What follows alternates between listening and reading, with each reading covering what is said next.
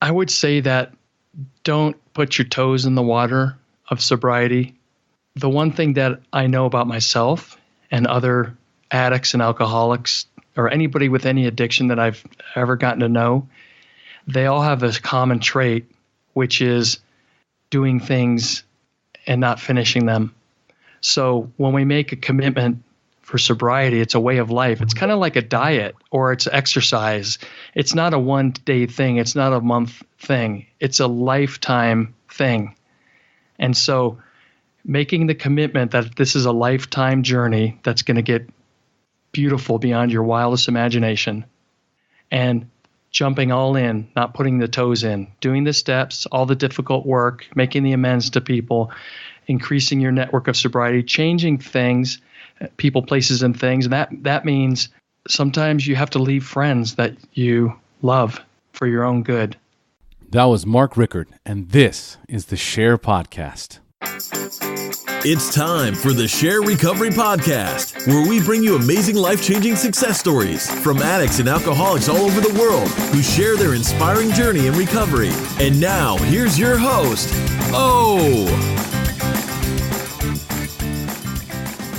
Hey everybody, and welcome to another episode of the SHAIR Podcast. And today we have my good friend Mark Rickert joining us on the show. Mark is the podcast host for Soaring in Sobriety, and he is also a real estate agent with Keller Williams. And his podcast, Soaring in Sobriety, not only discusses the stories of addiction and recovery, but he also touches on the entrepreneurial spirit, owning your own business, being hyper successful in recovery. Rick has over 16 years clean and sober and has been crushing it in the real estate market for many years. But that's his story today. Mark's story is dark, and he takes us into places that are so horrifying that, like many of us, the thought of suicide seems like our only option. Mark's story is absolutely heartbreaking and unbelievably inspirational all at the same time. You're absolutely going to love this episode. So join us now as Mark takes us through this roller coaster ride and sends us soaring into sobriety. But first, a quick message from our sponsor.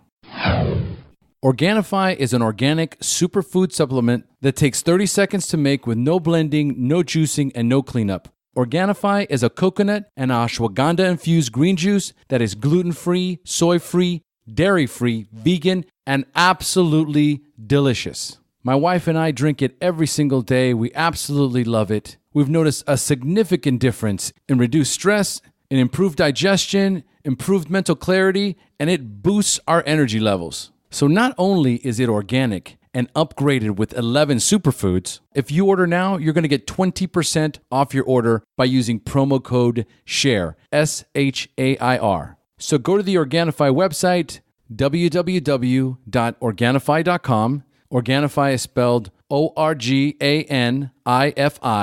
And make sure to put in your promo code SHAIR, SHAIR, and get 20% off your order today.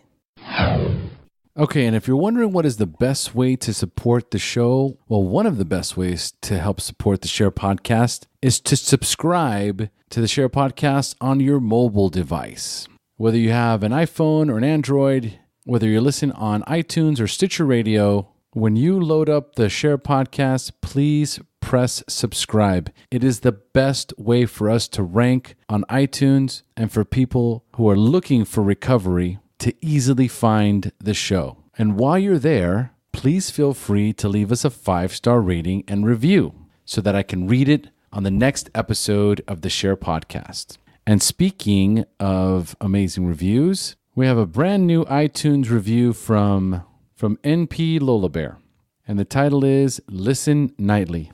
Thank you for this amazing podcast. I have been sober for 100 days, and I'm currently in an IOP. I listen to your podcast every night, looking to identify with those who are similar to me. I'm a mom, a professional, and an addict. I love the success stories and cannot get enough of the advice from your guests as well as yourself on how to live the program. Thank you. Well, NP Lola Bear, thank you so much for that review. It is such an unbelievable honor and a privilege to be of service and to be able to inspire these amazing reviews. I'm so grateful for all of our listeners. So again, thank you for that beautiful post. And the other way to help support the SHAIR podcast is through your donations. Now, more recently, my sponsor suggested that for the spirit of transparency, that I should list what my donations were going towards. And I have also received an email from one of our members who has also generously donated to the SHAIR podcast that I put up a Patreon page that lists our monthly financial goals. So now you can donate to the SHAIR podcast via Patreon and via PayPal.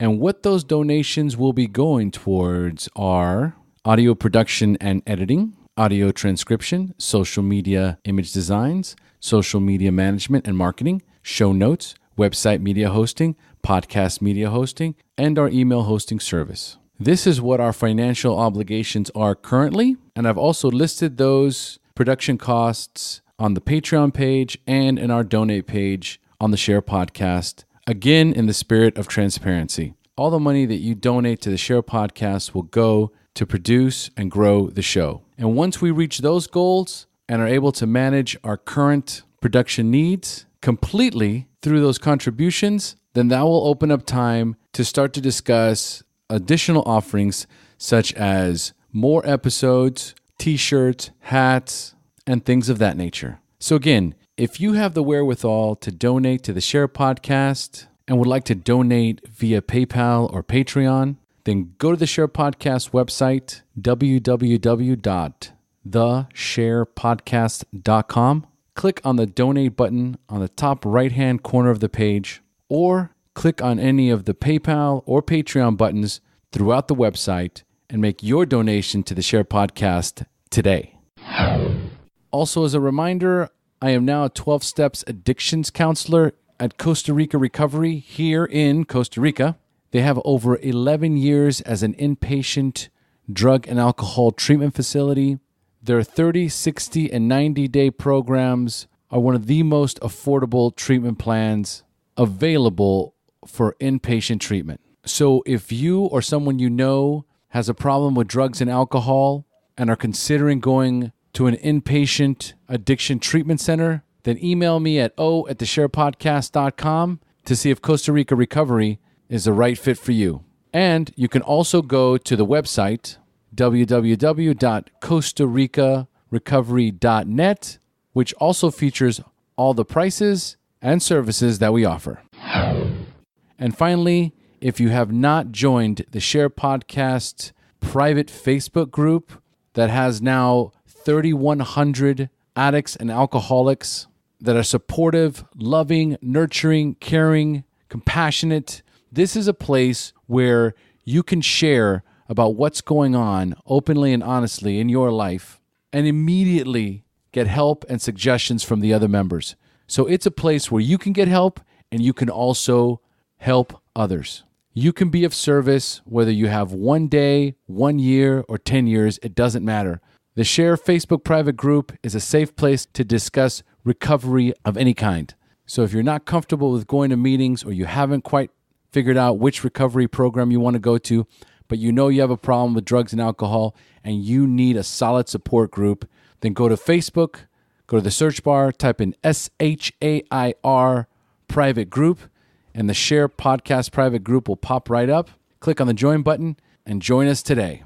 Now, a quick message from Transitions Daily and then on to the show. Would you like to join a free, anonymous online group that offers a daily topic email with popular recovery resources accompanied by a secret Facebook group for discussion? Then go to dailyaaemails.com for more information about Transitions Daily. And don't forget to share dailyaaemails.com with friends, in meetings, and with sponsees in recovery. Hey, Mark, thanks for joining us. Hey, thanks for having me, man. It's great to have you on the show, buddy. How you feeling? Dude, I am super stoked to be on your show because I love your show. Dude, that's one of the best responses yet. I love it. I can't wait to air this. This is fantastic. I love it. All right, so we're off to a good start. So, folks, today we have Mark Rickert joining us on the SHAIR podcast. Mark comes from a very chaotic childhood growing up. His mother and father were divorced when he was just 3 years old. He grew up with a single mother, older sister, younger brother. Mom was a good person, but irresponsible and abandoned them regularly. It was this dysfunctional beginning that would open the doorway to drug abuse. But today, Mark is launching a new podcast called Soaring in Sobriety, where the discussions revolve around how to move past the wreckage of our pasts in order to become the person we always knew we were capable of becoming. Sound about right, Mark? You hit it right on the nail. All right. Excellent. So before we jump into the podcast, let's talk a little bit about what your normal daily routine looks like, including recovery. Well, I get up about 5:30, 6 o'clock in the morning. Oh, you're one of those. And my first thought is generally I try to bring some gratitude into my life right away. And coffee, of course, is the first thing. My wife, she brings up coffee to us. Nice. And yeah, she's awesome. I mean, I truly gratitude for that. And I just have the coffee, do a little bit of reading, not every single day, but a lot of the days, 24 hours as Bill sees it, things like that. And I get my day going that way. Then I hop in the shower. And I'm always listening to a podcast, yours, or if it's not yours, it's a business podcast, real estate, and it gets me charged up in the morning. A lot of motivational stuff. So I come out of the shower, man. I'm like freaking ready to tackle the world. Okay, excellent. All right, and how do you squeeze your recovery routine into your schedule? Well, I generally do about a meeting or two a week, and more on probably once a week. Monday nights is my meeting night. So okay. For me right now at this phase of my life, that seems to be enough. And I don't make it every week, but I try my best to do at least a meeting a week. All right, beautiful. Now, tell us a little bit about, I know you've got a morning routine. I always like to ask this question specifically, though. How do you maintain your spiritual condition, that conscious contact with your higher power? Well, I pray, and I have a unique relationship with my higher power, and I choose to call God. Some days it's great, and some days it's not. But I think that through the day, always practicing the gratitude and saying thank you, and really looking at the blessings that I have in my life. So I don't really look at just my morning about praying or meditating. I heard somewhere today, it was, I don't know if you heard MEDS. It's meditate, exercise. What's the D? The I'm D sure it's gotta be diet. Yeah, diet. Okay. And then sleep.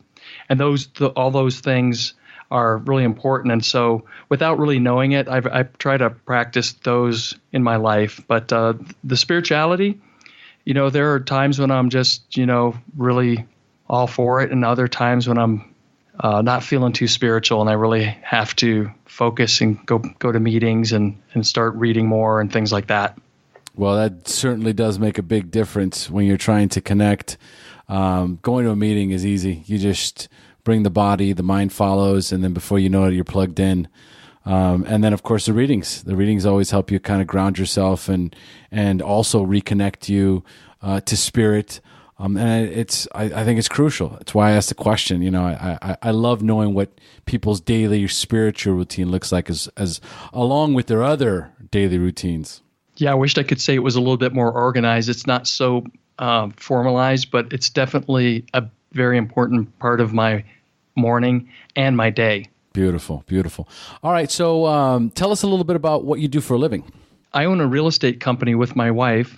We it's called Rickert Property Group, and we basically are brokers with Keller Williams Realty. So we have a small team within Keller Williams Realty in Albuquerque. Realty, I was corrected recently. It's not realty, it's realty. Got a phone call. We run some radio ads, and I got a call from someone. They said, just wanted to let you know it's not realty, it's realty. Thanks a lot. Anyway, we love helping people buy, sell, and invest in real estate, and help people get rich in real estate. Oh, I love it. I love it. We'll have to talk after the show. Yes. So do you know Jeff Woods? I do not. Jeff Woods is the spokesperson for The One Thing.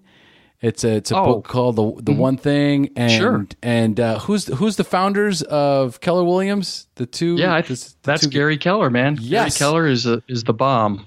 Yes. So Gary Keller, the author, and then who's the other one? Jay Papasan. There you go. So they wrote the book The One Thing, right? That's a great book. It is. It is. I haven't finished it, and I as a matter of fact, I downloaded the podcast for Jeff Woods, who they brought on to handle promoting the time blocking. Yes. Very, very. The great thing about Gary Keller, what I love about him, and he systematized the business. I mean, there's a story about him years ago going into real estate, and he was driving a Volkswagen Bug in college. I probably have it wrong, but his roommate said, "Hey, it wasn't going too well." And his roommates said, "Do you really want to do this real estate thing?" And he goes, Yeah, I do. And he kept going, and he's built an international, one of the world's, if not the, I think it's the world's largest by agent count brokerage in the entire globe. Well, according to Jeff Woods, it is. So, yes, is. I believe Jeff. Yeah. Well, that's a trip, man. And it's been recent. It was recent because, like we were talking about, listening to all these podcasts. I was just listening to a podcast from a guy that I was recently introduced to, and he interviewed Jeff Woods. And I remember the title of the episode was The One Thing. And I know that for me, for right now in my life, that's what I need to focus on, because there's so much stuff going on in my life that, that hyper focus that I knew I needed it. Right. And it was very impactful. So that's great. Great book. Yeah. My wife says that I love to chase squirrels because they pop up everywhere and I just go running out. Oh, there's something shiny over there. Let's do that. Oh, let's do this.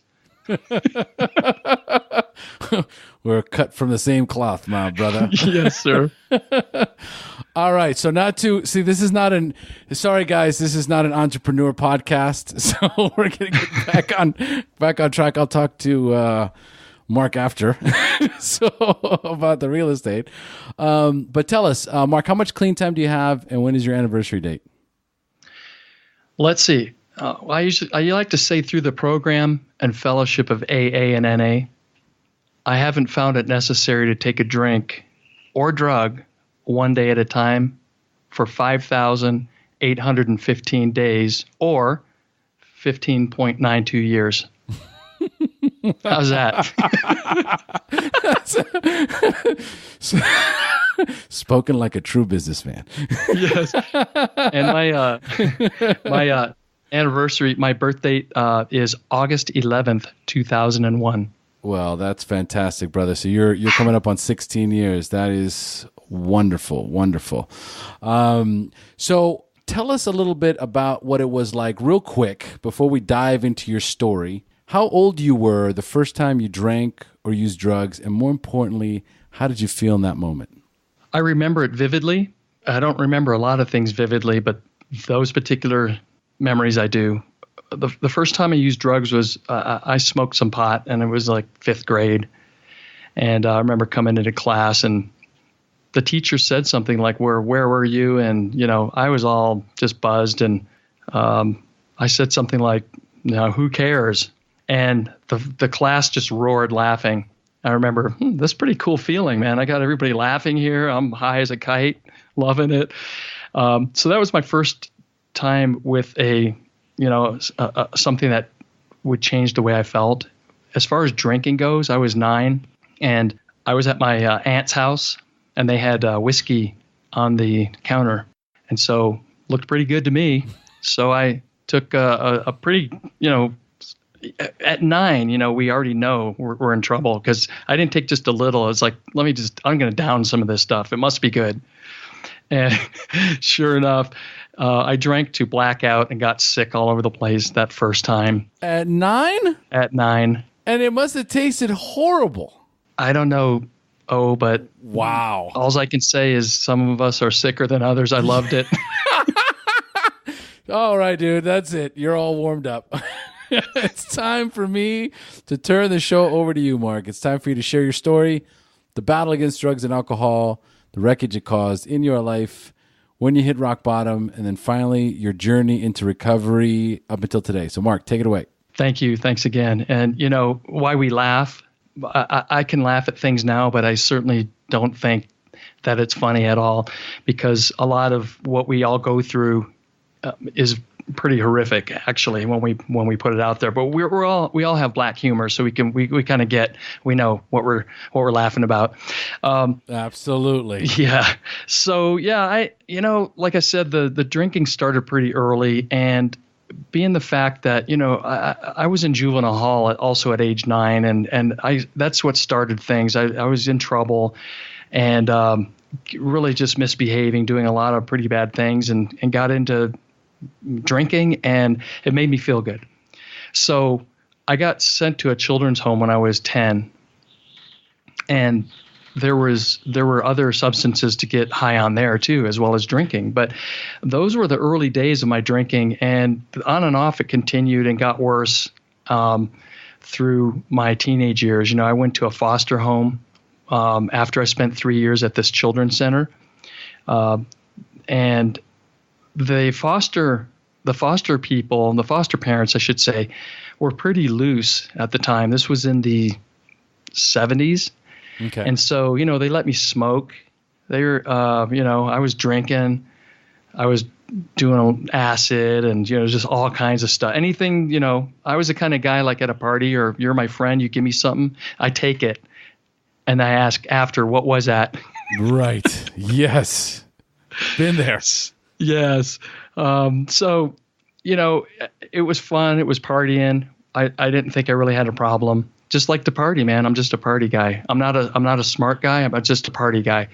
And so that went on through high school. Through ninth grade is when things really took kind of a turn, where my mother passed away from cancer when I was 15.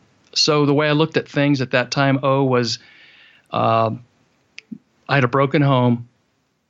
My mother abandoned us pretty much whenever she could. She was just not there. She would leave for days, and we had no idea where she was. No food, So then I get in juvenile hall. I get in a children's center for 3 years for screwed up kids. I get released, go back to San Francisco, get back in juvenile hall, get placed in a foster home, and my mom dies. I'm just going like, since this is a family show, I don't want to say the words, but you know what I'm thinking. This is not a family show. Yeah. Open up. This stuff, pretty much, life sucks. Like, fuck this shit. Pretty much, I'm out of here. So I attempted suicide when I was 15. What happened to your mother? She was diagnosed with cancer at age 36, and they gave her a year to live, and she lasted about 2 weeks. So that was devastating for me. And my father, I hadn't seen my father since maybe here and there, but for the most part from age 3 on. And the foster parents were afraid because I tried to commit suicide. And so they got in touch with the state of California. They said, man, we got to get this guy out of here. They had a little baby. It was a bad situation. They're super sweet people, and I'm still in contact with my foster father, but because I appreciate them. But the thing is that I had an opportunity, one of those forks in our road. I went to move to Florida, where I got to live with my father. And, for the first time, nobody knew me in Florida. So I went from drug guy, drinker guy in high school to I want to do well in school and apply myself. I got into sports, studying. It was a great private school.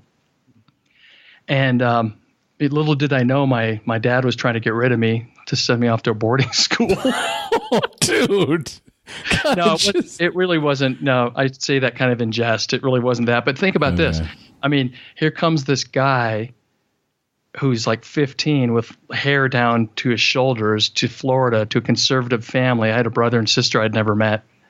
my stepmother sees this guy show up, and she opens my suitcase. I had a fifth of Bacardi, carton of smokes, and patchouli oil. What was it? Patchouli oil, to cover the scent of marijuana. Oh, see, that's something I didn't know. Okay.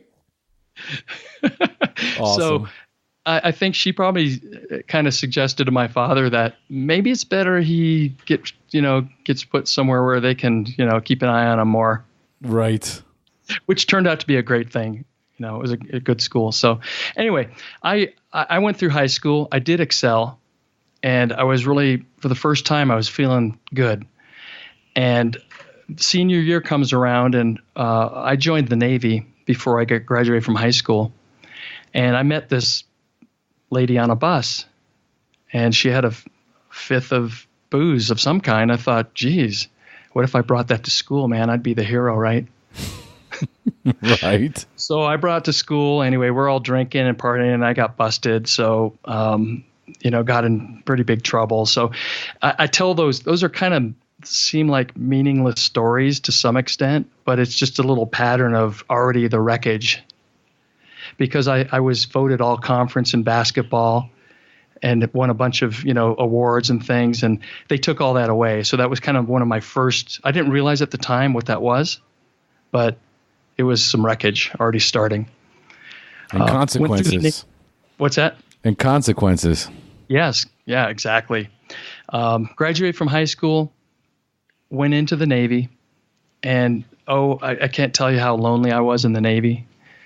That's really where things started getting crazy, where my drinking, I was on a ship for part of the year, but when we weren't out to sea, I drank like crazy and did drugs. And dereliction of duty. I didn't show up for watches at times, and just fortunately, the guys liked me and they kept me out of trouble because I could have been easily kicked out of the Navy. Yep. But got out of the Navy, honorably discharged, and enjoyed my time in the Navy, and then bounced around San Francisco, where I promptly got into cocaine and selling it. And, I was a big cheese trying to be a dealer type guy. Just jump right in. Oh, yeah. Yeah, because, people, there's something about if you're selling drugs, people just think you're the man. You're it. Yeah. You're the man. I don't know what it is, but that's what it was. My actual dealer did get busted, and some people that I knew close by, they got raided by the police, and so it was kind of a wake-up call. And one of the first times I decided, I was also snorting all of my profits. You know how that goes, right? Of course. Yeah. So I quit doing coke, but kept drinking. And fast forward into about the 90s, I moved to Florida, and I worked in my dad offered me a job at his real estate development company. And I said, yeah, sure. That's great. I was in high tech, by the way. I had gotten into high tech, semiconductor industry, working on equipment and running a worldwide service group. So I always had good jobs, and I was kind of a high functioning person. Right. But there were times when it got real bad. And so I went to Florida, and things just weren't working out real well. And my drinking went out of control, and I was also using coke again. And I was in my bed one morning, and I had two babies, by the way. And that was the time since I was 15 I had contemplated suicide again. And I actually had a shotgun in my hand, and I was ready to do it. And it wasn't like joking around. It was like serious. I was going to do this. I was like super close to it, and all I could think about was my poor little kids and what the legacy would be, what they would see on the wall, and all the terrible things like that would come as a result of me doing that. Yes. So I stopped, and I checked myself. I wanted help, and so I checked myself into, I think it was called Charter Behavioral Health Systems or something, and I went through treatment. That was the first time I got introduced to AA. And that was 1993, I believe. Okay. And it took me until 2001 to finally get it. And it came to a crossroads again in 2001 where I like to tell the story of I used to think that the bums were the bums until I was downtown San Jose, California. My daughter was take ballet. She was taking ballet lessons, and I couldn't make it home, so I had to sleep on the street. And I remember I laid in this building in front of her ballet studio, looking at that and going like, "What have I come to?" And I looked down the street, and I saw the bums, and I said, "Oh, they're the bums." And it came to me like, "You're a bum. You're no better than them." Gosh. It was just heart-wrenching, man. Like, what have I come to? And I had gotten into crystal meth as well during that period of time. The thing is, my problem was I was always very successful in business or, sales or whatever I did. So money wasn't really a problem for me. It was an enabler. And so in 2001, again, with the help of crystal meth, which I was doing for like almost 2 years, I had high responsible jobs too. And how I wasn't found out, I have no idea. But my ex-wife is from Europe, and so my family, we used to go to Europe every year, and the kids went over there along with her. I was by myself for a month, and that's, game on, man. Close up the house, get all my drugs, my alcohol, and just go, right? Absolutely.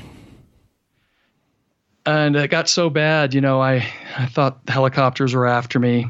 People were knocking on my door that weren't.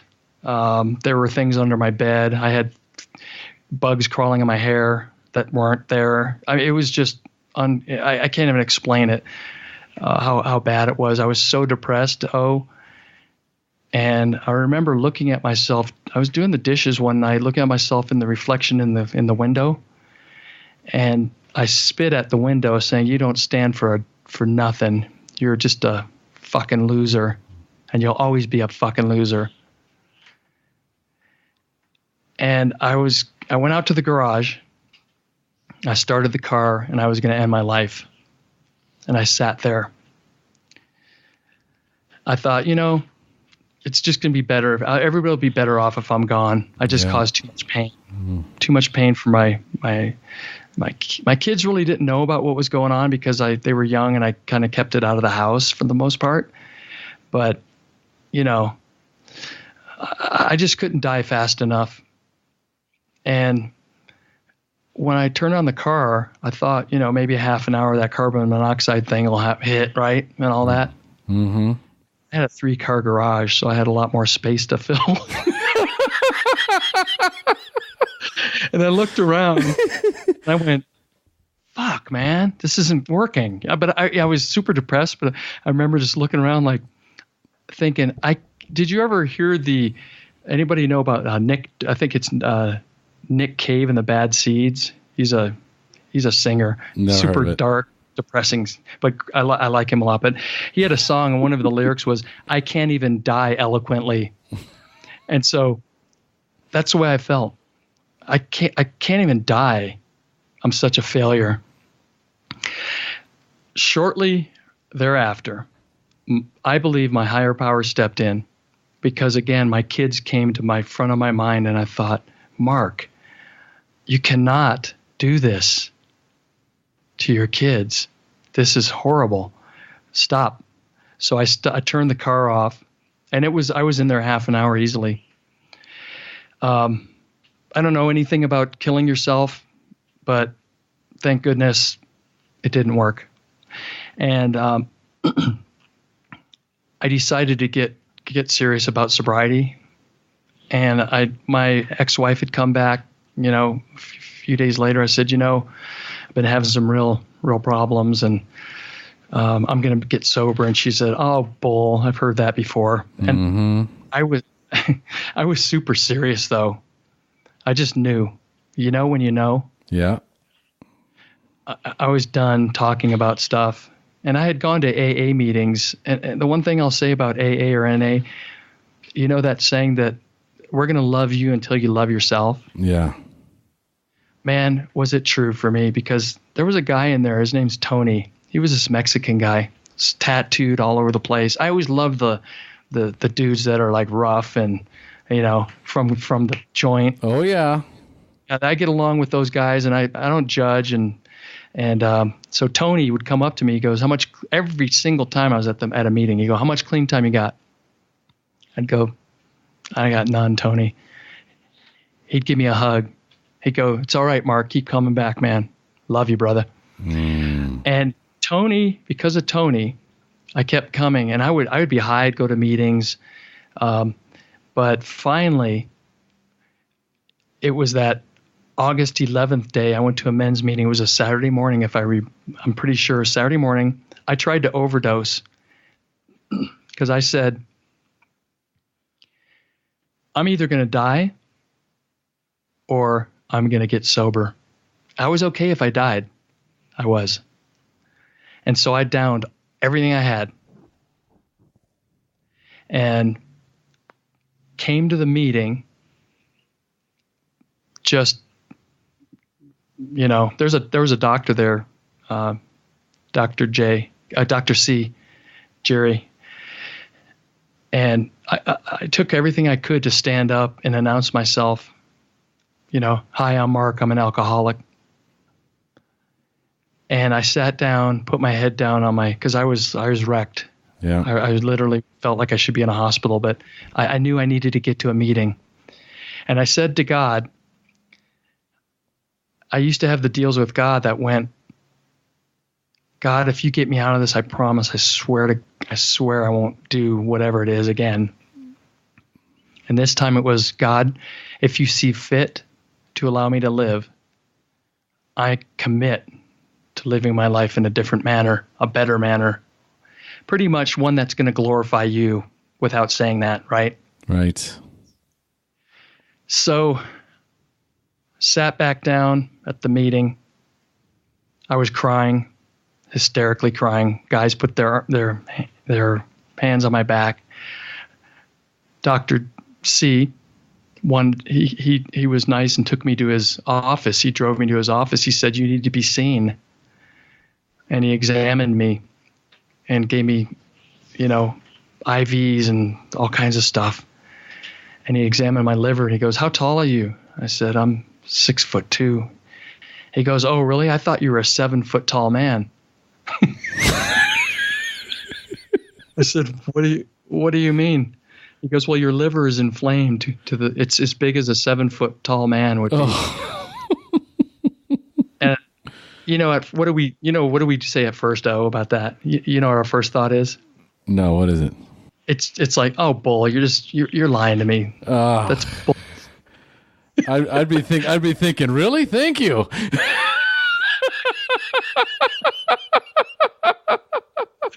Thinking that's some kind of compliment. You're right. Bigger's better. Sick. Yeah. So anyway, I decided, Mark, this is what you do all the time. You don't believe people. Maybe it's time to just shut the fuck up and believe somebody for once. Yep. He's a doctor. And from that day on, I like to tell people, I didn't dip my toes in the water. I dove all in, man. Yep. Service commitment steps, 390 meetings in 390 days, not 90 meetings in 90 days. Yep. It was just everything sobriety. So that's my story from the standpoint of what happened and then me getting sober. And since I've been sober, my life has been incredible. I was on a pink cloud for the first 90 days, I'd say, maybe even 6 months. And I'll never forget that feeling. And I think it's the most awesome feeling you can have, isn't it? Yes. And a lot of people don't like that. They go, oh, you're just on a pink cloud. It's like, awesome. You're on a pink cloud, man. Enjoy that. Absolutely. Absolutely. What an unbelievable story. And it's not surprising at all that you have the life that you have today, because you should be dead. Right. Yeah. A few times over, if it wasn't from all the drugs you took, then it would have been from the suicide attempts that should have worked, but they didn't, because you have a purpose. You have a purpose, and you've got a brand new podcast coming out where you're going to be interviewing guys like I interview guys who have battled with this disease of addiction, like just picturing a dragon and a tiger fighting in the forest. It's brutal. It's a vacuous existence where at the end of it all, we all end up in the same place. How do I die?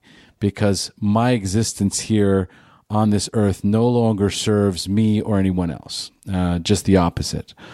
And so having this story and then having this life that you're going to get an opportunity to know what it's like to be in my seat and get to hear such a gut-wrenching, brutal story of addiction with a guy who's got an amazing life, and know that it was all because of recovery that you lived the life that you do today.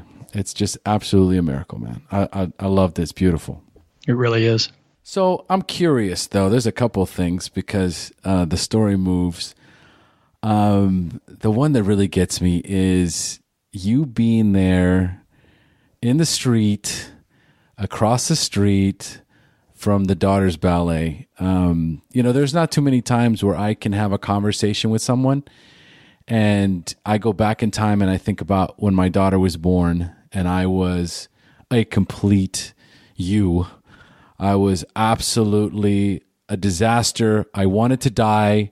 I prayed for the same thing. I asked God to please take me out of this world. Either get me clean, or help me get clean, or just take me out, because she doesn't deserve this. My daughter did not deserve to have me as a father.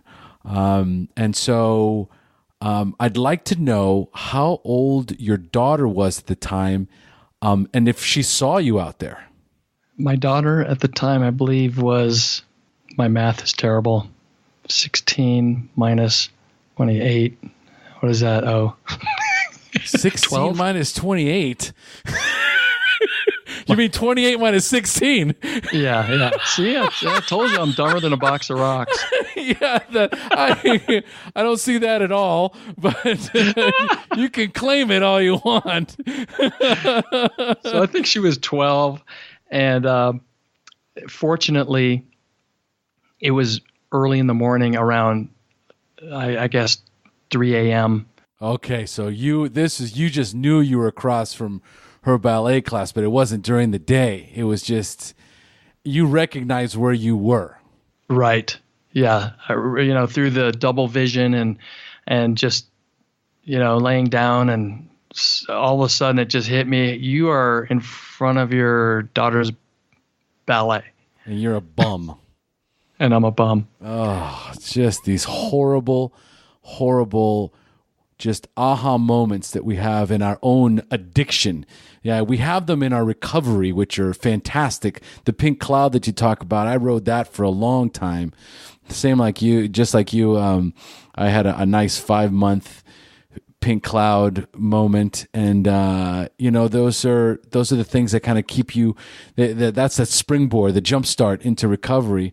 Once you start peeling the layers back, it gets a little more challenging and a little more emotional. Yes. It definitely gets more emotional. You have to go deep, get in there and really look at what the underlying issues were. But yeah, you ride that pink cloud as long as you can, and you have these aha moments in recovery. But some of us have had them throughout our addiction, and we just couldn't grasp onto it. That was a God shot, being in a garage trying to kill myself and going, gosh, I'm doing something wrong here. Instead of dying. Right. It's just, and so how long, now you say your ex-wife, at the time when you were trying to kill yourself, were you married at the time? Was she your ex-wife at the time? What was the deal with that? I was married at the time. I got divorced in 2004. Okay.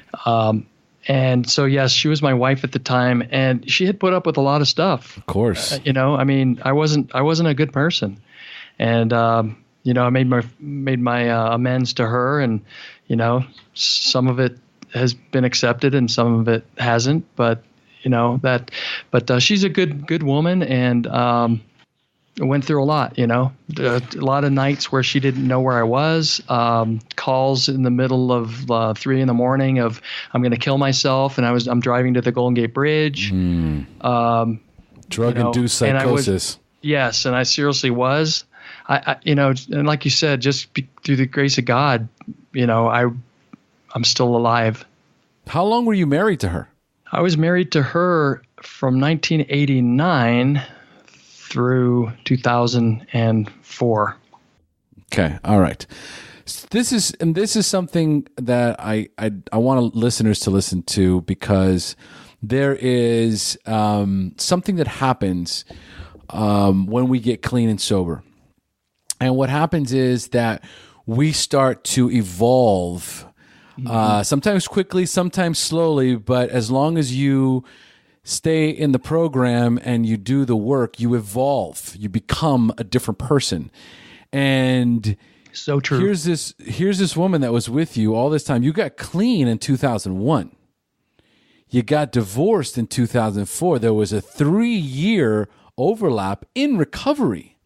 What was it that allowed you guys to stay together through the addiction that didn't allow you to make it through in your recovery? That's a great question. I would point to the fact that my ex-wife, as great of a person as she has a heart of gold, and that's probably one of the problems, is that she enabled my behavior for so long. Not just drinking, but I didn't practice the principles in all my affairs at that time. I practiced affairs and lots of them, and I'm not proud of that. But the thing is that what was happening was she was allowing this behavior, and I was okay with the behavior, and I really just kind of wanted out years and years ago, but she was always there. And so I finally put a line in the sand when I got sober that said, you got, what's the term? It goes rigorous honesty. Yeah. Rigorous honesty. Yeah. I had to be rigorously honest with myself, whether the relationship with her was right for me or not. And I finally came to the conclusion that it was not. And that's when our divorce happened. And you're right. It's a great point you make about growing. We grew apart. She was very much of a mother to me, the mother that I didn't have. She taught me things I didn't know, this most simplest of things, like call people if you're not going to be home for dinner. Oh, dude. Well, I don't have to call anybody. Nobody owns me. I don't have to call for me. Well, it's just courteous. Yeah. Well, so she taught me so much, and I give her a lot of credit for that.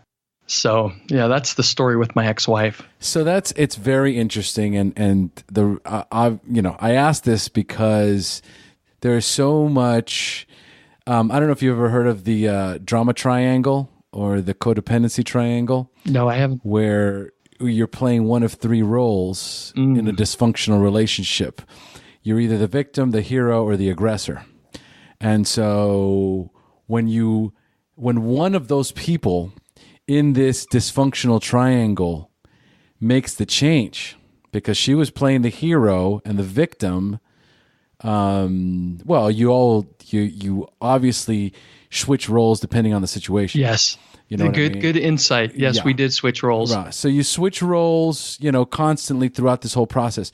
But once one of you gets healthy and breaks from that and no longer is serving in one of those roles, then it just intrinsically starts to dissipate. It starts to separate. And so, it's funny, Mark, you say you've been down to Costa Rica a bunch of times. I'm really looking forward to you coming down and visiting me.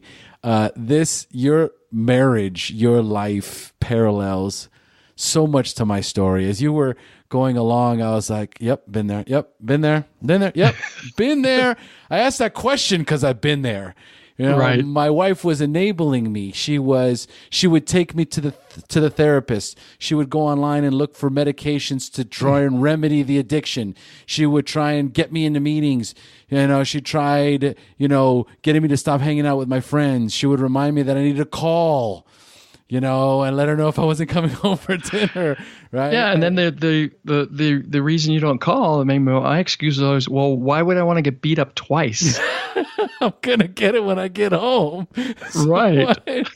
And what people don't seem to understand, and dysfunction seeks dysfunction. You guys found each other when you were both dysfunctional and broken.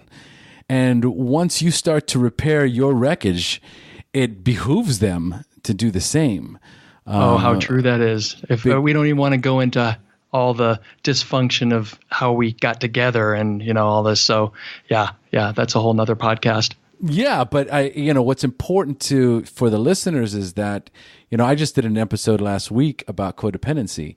That's the one that launched addiction and codependency. And, what happens is that, something happens in the evolution of recovery that makes it almost impossible for that relationship to withstand the test of time, because one of you recognizes, my ex-wife left me. As I started to change and evolve, the better I got, the actually more she pulled away. And it was like, and then as I got into recovery and I started to understand what I just explained to you, I was now standing on my own 2 feet. I didn't need someone to take care of me. I didn't need somebody to enable me. I didn't need somebody to make decisions for me and be my hero. I could take care of myself. I was now becoming an independent person, and I think that's part of the degree of separation that happened there. So, I just thought it was very important that as you brought that up, that, our listeners that are out there listening and are going, because your story is the same as mine. I was a cocaine junkie.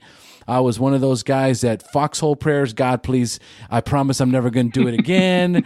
24 hours later, I'm back, going harder than ever, and then finally having that moment where it was like, God, I can't do this to my kids. I do this. I can't imagine them years from now going, hey, so what does your dad do for a living? My dad died of a drug overdose. Right. That was like, I could see it.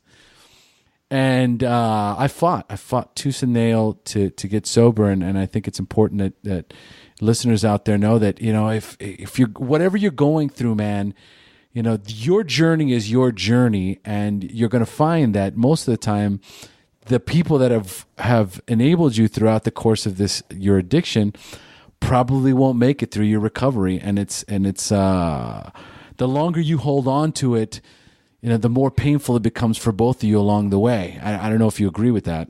Yeah, it's really quite something going through the journey and seeing your life. If you look like a drone, if you look above your life and what's your life pattern look like. And, I don't know, I can just speak for myself. I talked to somebody recently about, I was like the master of quitting things, starting, quitting. Mm-hmm.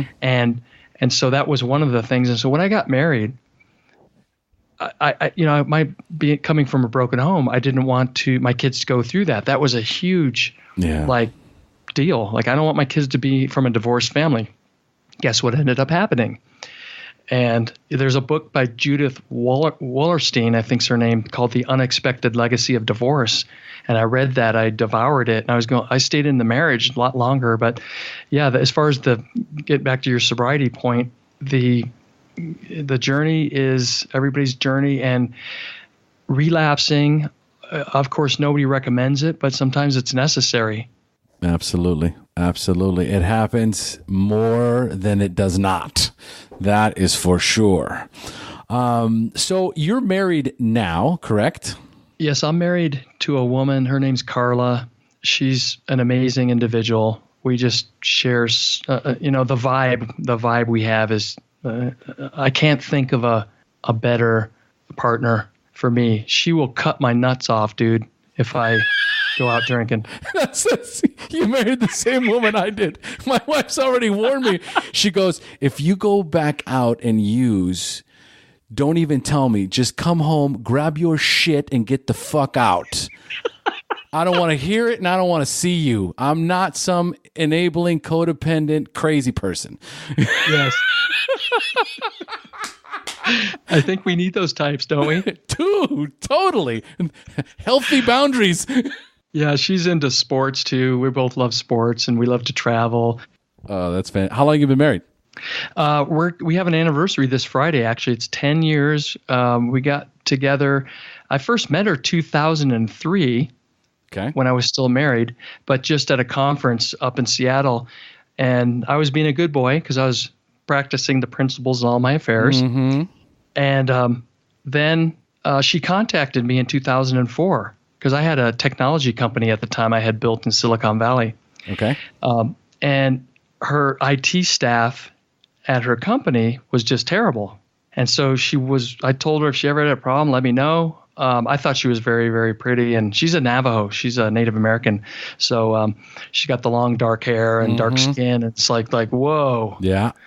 Anyway, so we started talking, and I went to Europe, and we were text messaging back and forth, both of us. This was back in the day when text messages cost a lot.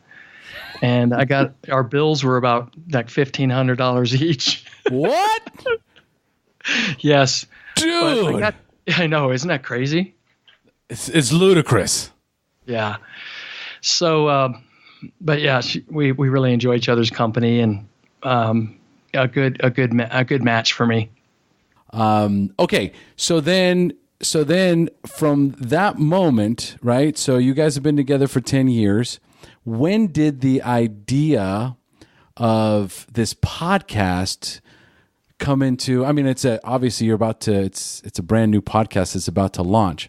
But what was it that inspired you? You've got 15 years clean, almost 16 years. You've been married for almost 10 years now. You're about to celebrate an amazing anniversary.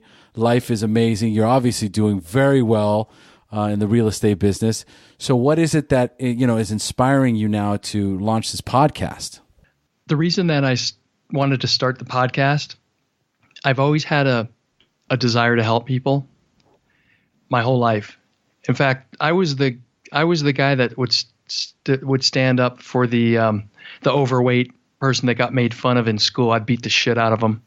Nice. Yeah. And so I've always had this, I don't know where it came from. Maybe it was from my mother, but I've always had this very sensitive side to me. And the desire to help people was there even when I needed help myself. And somebody told me, you gotta get yourself right first before you help anybody else. And I thought, that makes a lot of sense.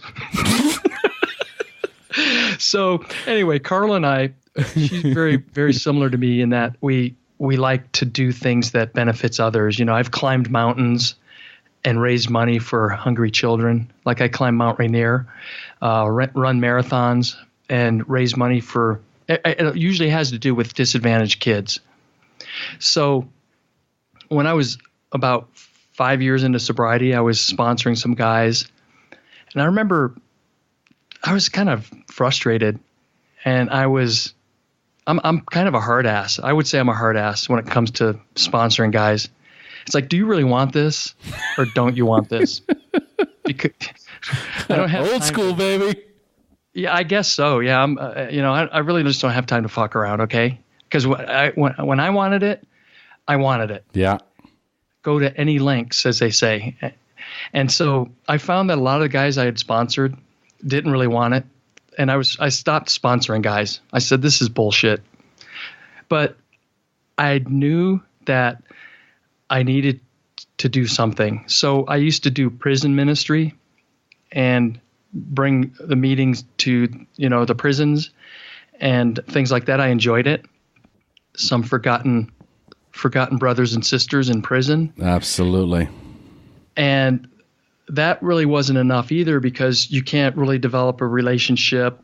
But it made me feel good. Then we had a run where you run in your pajamas, and we donated all the money to kids. It was called the Pajama People Pizza Run. So we've had quite a few different community involved type activities, and I found the number of meetings that I was going to over the years was less than it used to be. Mm-hmm. But I still have a passion for the 12 steps and for AANA, even non-12 step systems and programs out there. It's one size doesn't fit all. Correct.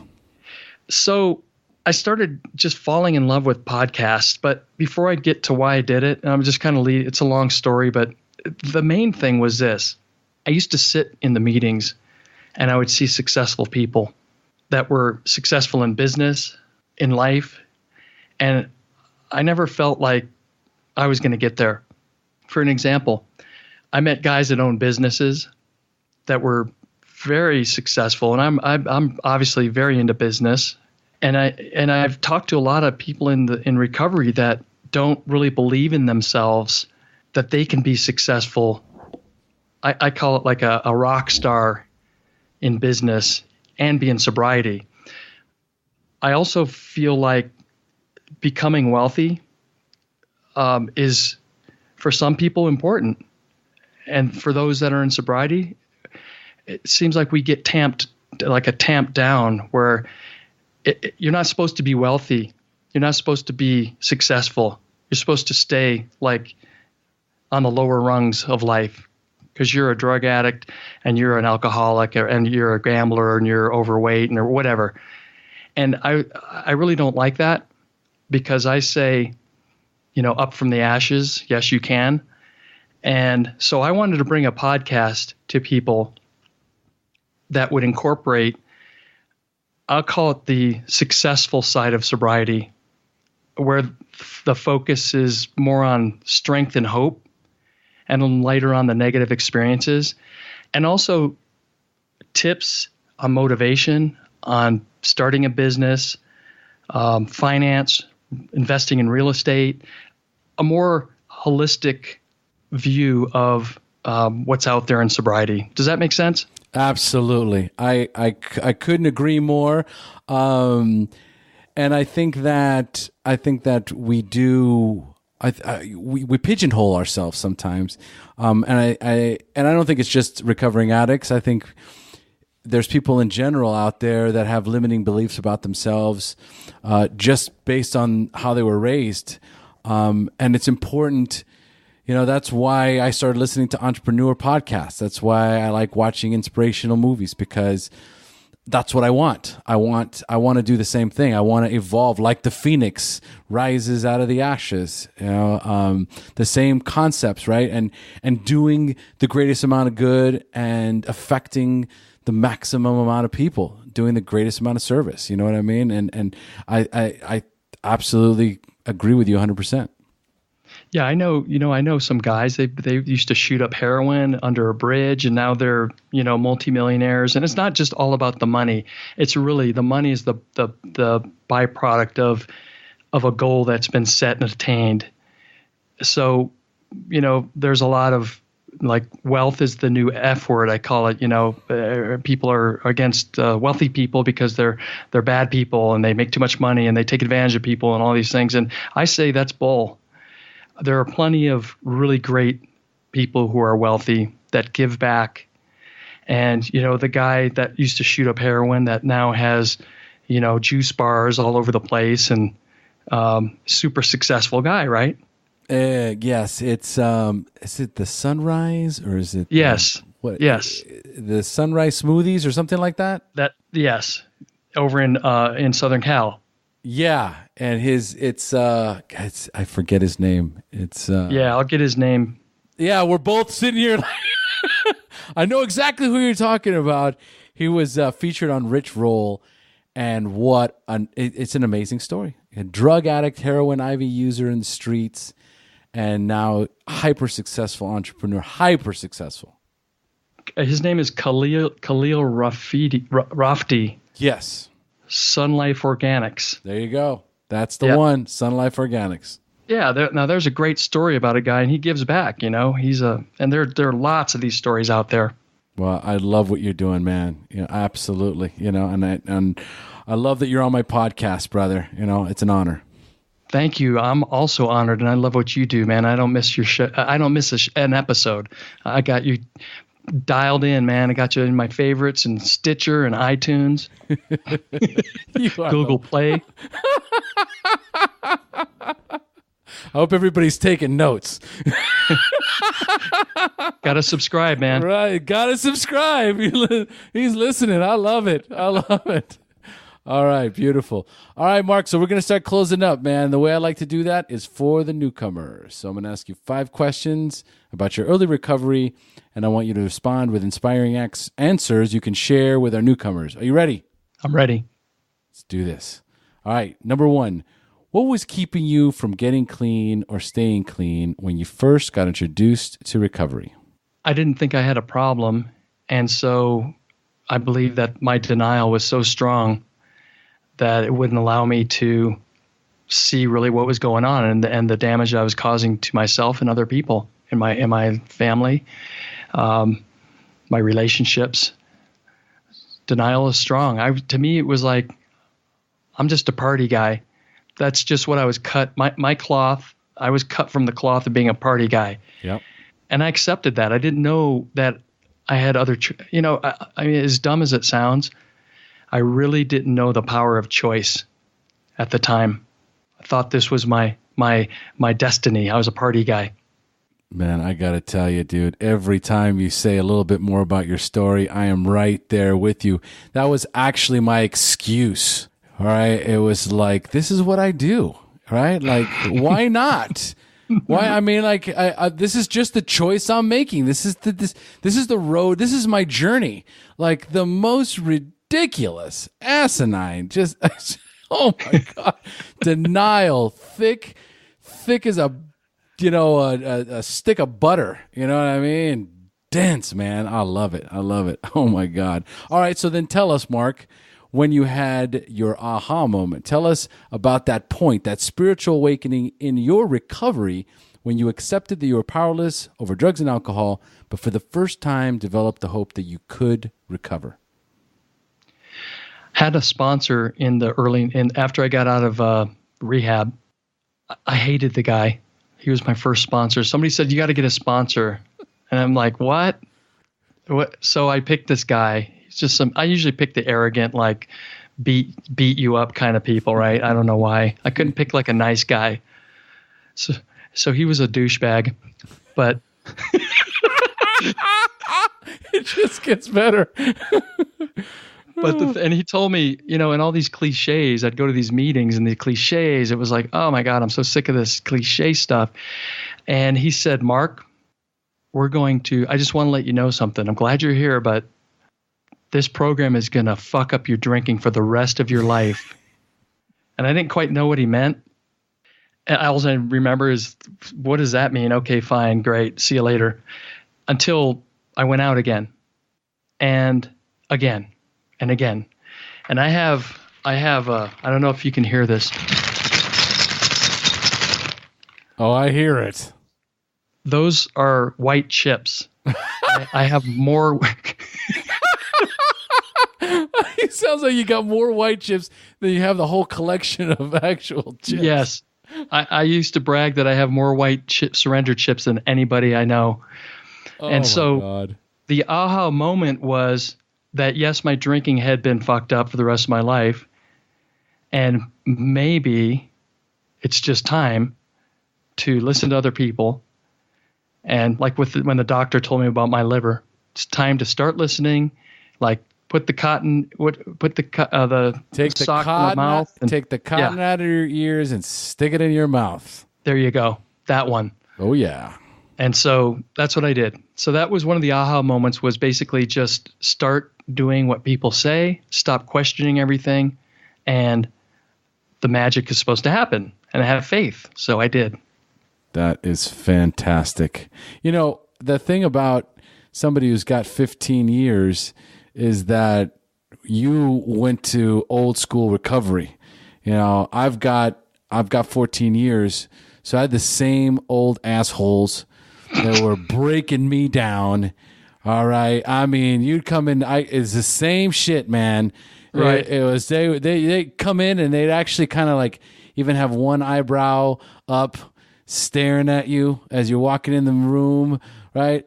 You know, giving you the once over, like, Yeah, like the alcohol sniffing police are going to come out of the closets and. Oh my God. And absolutely. Yeah. You know, if you're not here, if you're not done yet, then go back out and give it another shot. Right. Okay. But don't come in here and waste my fucking time. You know, but I'll tell you what, and I know for you and I, it worked, right? I think people have gotten a little bit more sensitive, and I even share about this at the meeting sometimes, and I'm like, I could never, ever have a sponsor like that. And I'm like, I guess I was just so desperate. I was so desperate that when I finally surrendered and my sponsor said, are you willing to go to any length? And I said, yes. Then I didn't even know what that meant, but whatever came out of your mouth, I was going to do it. And you know, guys, it worked. I'm here 14 years later, and so's Mark. So, you know, sometimes old school, it does work. It absolutely. Yeah, I had a guy, one of my other sponsors, in 2001, when I decided to, you know, do this for real. Mm-hmm. His name's Blaine, and he says same kind of thing. You ready to go to any lengths? Yeah, I am, man. I am. All right. Here's the deal. You're going to call me for 2 weeks without fail at 8 a.m. every single morning for 2 weeks. If you miss a day, you're going back to day one. If you're 1 minute late, you're going back to day one. Dude. He was hardcore. Yeah, and you don't even realize what they're doing, right? I loved it, though. Yeah, absolutely. You know, and it's like it's just about knowing what your willingness is. 8 o'clock in the morning, what the fuck is that? You know what I mean? If you could do that for 2 weeks, it means you want this. Then you could go, if you made it to 2 weeks, now you get to start on step one. Yeah. Oh man. Yeah. That's fabulous, amazing old school recovery. For me and you, we can appreciate it. I love it. All right. So tell us, do you have a favorite book that you would recommend to a newcomer you read in early recovery? I like the Big Book. I really love the Big Book. I do. It's not just the first book that I could think of. I really think it has so much. There's so much in there. Yes, it's old and written in an odd manner compared to today's writings, but there are so many nuggets in there that you can get. I mean, my books are marked up like crazy with the highlighters and circled, and I love that book. And I still actually read the Big Book when I need my spiritual fill up, because you know, I leak, so I need a spiritual fill up. I read the Big Book, and I also read 24 Hours, Keep It Simple. You know, those are my recovery books when I'm into recovery. I love it. All right. So number 4, what is the best suggestion you have ever received? To start my own business. I love it. And when it comes to business, if it comes, do you mean business or sobriety? No, I'm just saying, what is the best suggestion you've ever received? Blanket statement. So go for it. I'd say to start my own business, because starting your own business, you're in charge of your destiny, and it helps you get out of your comfort zone, which if your sobriety's in place and right, if it's right side, I don't mean this for, the first couple of months after getting sober. I'm talking about after a little time. Because I got 30 days. I'm starting my own business. Go start a business. Yeah, thanks a lot, Mark. Love you, man. But so that's on the business front. On the sobriety front, I think that my sister Lori recommending me that I go into rehab was the best sobriety advice I've ever received, because prior to she's very much of a nurturing person. She was our mother growing up, and she never really confronted me, which she probably should have. But when she finally told me, Mark, I was in Tampa, Florida at the time, you need to get into rehab. You have a problem. And because I would call her in the middle of the night and, coke induced, whatever. Yep. So that's the best advice I received on a sobriety front. I love it. And number 5, if you could give a newcomer only one suggestion, what would that be? I would say that don't put your toes in the water of sobriety. The one thing that I know about myself and other addicts and alcoholics, or anybody with any addiction that I've ever gotten to know, they all have this common trait, which is doing things and not finishing them. So when we make a commitment for sobriety, it's a way of life. It's kind of like a diet or it's exercise. It's not a one-day thing. It's not a month thing. It's a lifetime thing. And so making the commitment that this is a lifetime journey that's going to get beautiful beyond your wildest imagination, and jumping all in, not putting the toes in, doing the steps, all the difficult work, making the amends to people, increasing your network of sobriety, changing things, people, places, and things. And that means sometimes you have to leave friends that you love. Yes. For your own good. I love it. Absolutely love it. Mark, this has been an honor and a privilege. Thank you so much for joining us. It's been my honor. Oh, I love your show. And for those that still suffer out there, my prayers are with you. You can do this. Yes, you can. Oh, you know what I forgot to do is, what's the best way for our listeners to connect with you, buddy? They can get in touch with me by email. My email address is Mark, M-A-R-K, at soaringinsobriety.com. And we have a Facebook page also, Soaring in Sobriety. Feel free to like it and, message me. I'm available to help whenever I can to people. And I try to make myself available. If somebody reaches out to me, I'm all over it. And you've got the podcast coming out, Soaring in Sobriety. And I'm going to be a guest on that show coming in here very soon. When are we going to launch this podcast, Mark? The podcast is getting launched August 11th, 2017. And that's my 16-year sobriety birthday. I'm looking forward to having you on the show, as well as we have some other great guests. I'm super excited to bring this to to our community, and I hope everyone likes it. But I'm open for feedback. You know how that goes. I do. Bring it on, baby. HP baby too. HP. Nice. Dropping the HP baby. That's what I'm like. HP baby. Sharing helps addicts in recovery. I love it. All right. We've now reached the end of our show. Thanks for joining us. And as we say here in Costa Rica, pura vida. Pura vida. Thank you for joining us on the SHAIR Recovery Podcast. To check out the show notes page on this interview or to thank our guests for sharing their story, go to www.theshairpodcast.com. While you're on the website, don't forget to sign up for our free newsletter to stay up to date on the latest news, podcasts, and interviews. Want to be one of our guests and share your story? Then go to our website and click on the Share Your Story button. We share our inspiring recovery stories every Tuesday, so subscribe to our show on iTunes or Stitcher Radio to get your free weekly download. We'll see you then. The opinions shared on this show reflect those of the individual speaker and not of any 12-step